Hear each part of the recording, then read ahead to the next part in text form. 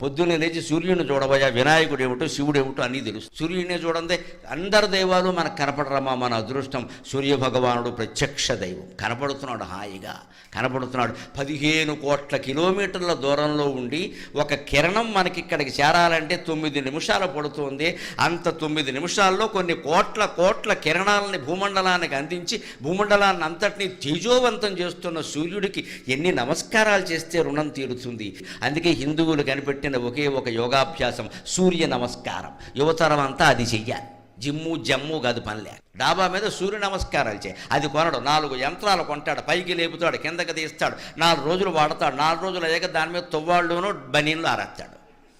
అది ఎందుకు కొన్నామంటే తువ్వాళ్ళు బనీన్లు ఆరేడారు. సూర్య నమస్కారానికి యంత్రంతో పని లేదండి. ఓ తుండుగొడ్డ, ఓ చాపోటి డాబా మీద వేసుకుంటే హాయిగా చేయి, ఒళ్ళంతా బాగుంటుంది. రోజు సూర్య నమస్కారాలు చేసేవాడికి, రోజు సూర్యోదయం సూర్యాస్తమయం చూసేవాడికి డి విటమిన్ లోపం రాదండి అసలు.